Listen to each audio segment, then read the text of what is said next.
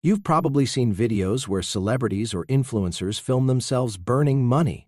It's usually meant to show off their wealth and get people talking, even if it upsets those who believe that money could have been used to help others. These flashy stunts often spark public outrage and reignite debates about wealth inequality and taxing the rich. But what if I told you that it's not just celebrities burning money? In a way, the government does it too, every time it collects taxes. Now, this might sound strange at first. Most of us are taught that taxes pay for things like roads, schools, and healthcare. But in a modern economy where the government issues its own money, like the US does with the dollar, it doesn't actually need tax money to spend. It can simply create or print new money whenever it wants to fund programs or pay for services. So, why collect taxes at all? The main reason is not to raise money for spending, but to remove some of the money from the economy. When the government spends, it injects money into the system, whether by paying workers, building infrastructure, or funding programs. But if too much money is flowing around, it can cause inflation when prices go up. Taxes help reduce this risk by pulling some of that money back out, keeping the economy more balanced. Up until the early 1970s, the US dollar was pegged to gold, which served as a mechanism to limit the government's ability to print excessive amounts of money, as there was only a finite amount of gold reserves, and the government was obligated to exchange dollars for their pegged value in gold. When Richard Nixon announced to the world that the United States would no longer be honoring its commitment to exchange gold for dollars at a fixed rate, the era of fiat currency officially began. Fiat currency refers to currency issued by the government, which is not backed by any rare metal or commodity, but is instead backed by the full faith and trust in the government. This makes sense because, as we all know, the government would never lie to us.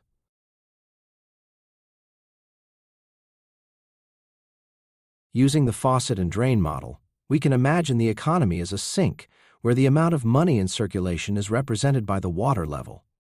Just like a sink has mechanisms to control the water level, the economy is equipped with analogous mechanisms to control the amount of money in circulation. When the government spends money, it essentially acts like a faucet, as it injects money into circulation, just as the faucet releases water into the sink. But if we wish to keep the faucet running and the water flowing indefinitely, the sink must also be equipped with a second mechanism, the drain. As long as the sink is equipped with a sufficiently working drain, we can keep the water running for as long as we need. But if the drain gets closed, clogged, or is insufficiently sized to keep up with the faucet's inflow, we run the risk of overflowing the sink.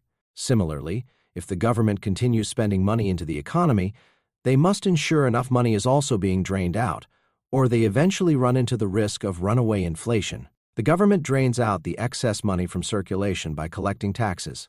As long as increased inflows of government money are met with proportional increases in tax collection, the economy can continue to operate and remain stable. Although it theoretically sounds like a simple enough task for the government to maintain a balance of inflows and outflows, in reality, governments tend to lose control of their currency supplies quite often, due to some of the underlying incentive structures and flaws of human nature. When the government spends money, it creates jobs, increases wages, and puts more money in the hands of the people.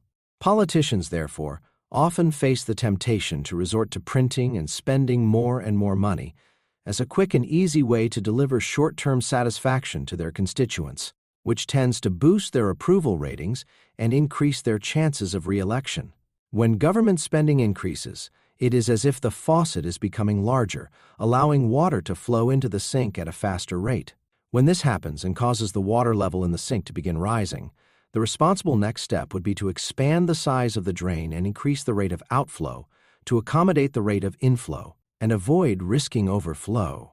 But the politicians, who are often quick to increase the flow of the faucet, tend to show a bit more hesitation when it comes to increasing the flow of the drain.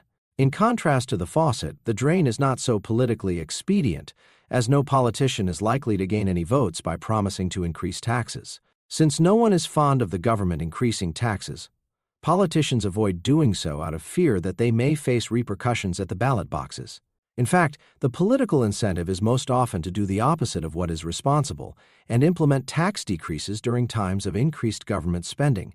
Rather than taking action to maintain flow balances between the faucet and drain, Governments often give in to the pressure to decrease outflows, while allowing inflows to increase, further accelerating rise of the water levels, which in economic terms is known as inflation. If left unchecked for long enough, this imbalance between inflows and outflows will inevitably lead to the sink overflowing. Similarly, if government spending is allowed to run rampant while tax revenues remain low, the currency will continue to be worth less and less until eventually there is so much money in the system that it loses all of its value. This is known as hyperinflation, and often happens rapidly once the critical threshold of money supply is reached. In similar fashion to the way an unattended sink left with the faucet on would raise no alarms as the water level rises to the top, but once it reaches the point of overflow, the flood spreads rapidly and the damages become increasingly difficult to mitigate. The goal is to keep the inflow and outflow balanced so that prices of goods and services remain stable. We saw what happens when money flows in faster than it is allowed to flow out. This leads to the water level rising, in other words, inflation. If inflation continues without correction, eventually we reach a level of hyperinflation, where the system has been overwhelmed and the money is no longer a reliable medium of exchange. But what happens if the opposite occurs, and the water is allowed to flow out of the drain much faster than it flows in from the faucet? When this occurs, and the water level begins to fall, we face inflation's much scarier cousin, deflation. Deflation occurs when the value of the currency decreases relative to the value of the goods and services being traded in the economy. Although inflation can be dangerous if left unchecked, deflation is an economy's worst nightmare. To understand why, imagine if we lived in an economy where money became more and more valuable as time went on. It sounds great at first, being able to simply save up your money and eventually be able to buy much more with it. But that is exactly the problem. If a currency is deflationary, those who have it are incentivized to hold on to it rather than spend it. Unlike in our current economy, where the wealthy are incentivized to reinvest their money into productive assets like stocks, bonds, and properties, in times of deflation, the wealthy instead are incentivized to hoard their money under their mattresses and wait for it to grow in value. When this happens, businesses can't secure loans or investments and are forced to close their doors and lay off their employees. These former employees, now having no income, cut back their spending, which hurts other businesses, and a chain reaction occurs that slows down the entire economy. If not corrected in time, the money may dry up, and the economy comes to a screeching halt, as occurred in the Great Depression of the 1930s. As we can see, it is very important for the economy to remain in balanced equilibrium, as too much imbalance in either direction could lead to catastrophic results. Since abandoning the gold standard in 1973, inflation has been rampant, largely due to the impacts of repeatedly increasing the flow from the faucet without responsibly adjusting the drain. During economic downturns, when spending decreases and the economy slows, the government is pressured to respond by printing and spending money, as this will boost spending and give the economy the spark it needs to start up again. But when the government spending is not followed by an increase in taxes, this excess money remains circulating in the system, and because there is now more money chasing the same amount of goods and services, the result is inflation. To see how this has played out in recent years, take a look at how the M2 money supply has increased dramatically since abandoning the gold standard. At the time of the Nixon shock in 1973, the total amount of money in the system, including cash, deposits, savings account balances, and money market funds, was approximately $1.5 trillion. This number had tripled to $4.5 trillion by 1999, as a major stock market crash known as the dot-com bubble kicked off the 21st century with a major economic downturn. Over the next 8 years, an additional $3 trillion were added to circulation.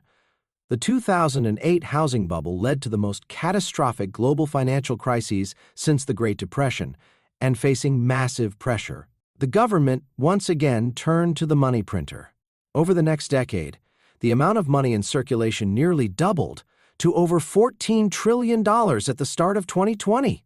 Finally, in the most egregious abuse of the faucet yet, the government responded to the COVID-19 pandemic and economic shutdown by defaulting back to the money printer once again, injecting an additional $7 trillion into the money supply over the following half-decade, putting us at a total of approximately $21 trillion.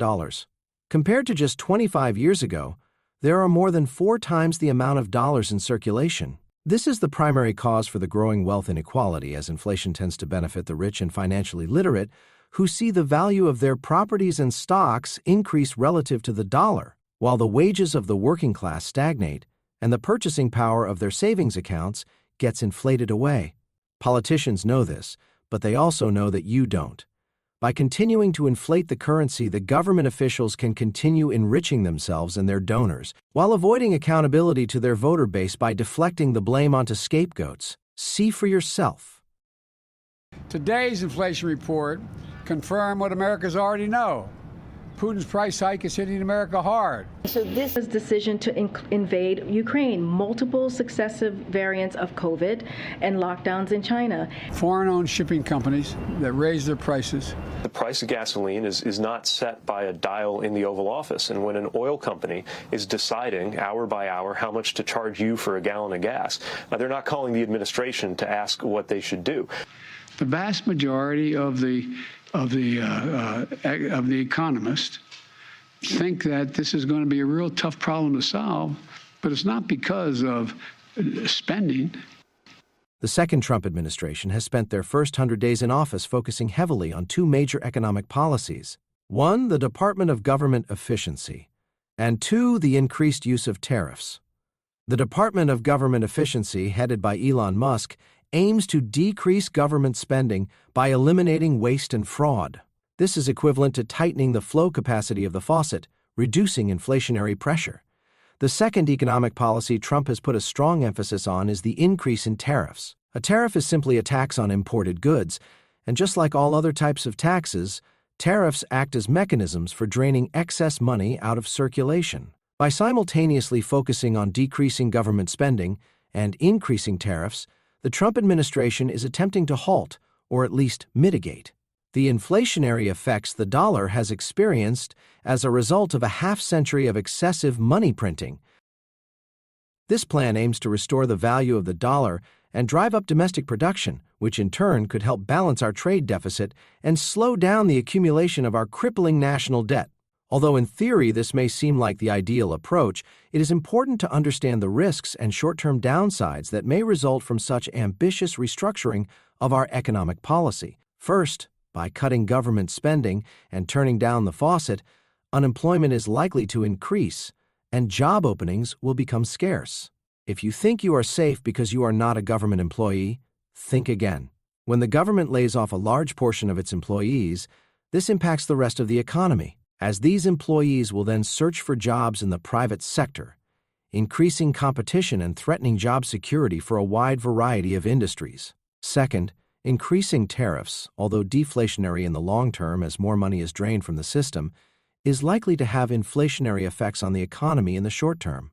When additional tax is added to products, this cost is passed down to consumers, as products will become more expensive to account for the additional cost. The combination of short-term inflationary trends and oversaturated job markets may mean we will see things get worse before they get better. In addition to this, the economy is likely to see value decreases in capital assets, such as properties and stocks, as investors are less incentivized to invest in times of deflationary cycles, where the value of money is expected to increase relative to the value of what it can buy. This may result in short-term dips in property values and index funds, which impact not only the wealthy, but also the middle class and the economy as a whole. Desperate times call for desperate measures, and if the economy can manage to hold up through the turbulence, the United States may reap the benefits of a strengthened world reserve currency. Although in times of such rapid technological advancement, global tension, and political turmoil, no one can be certain what threats may lie ahead.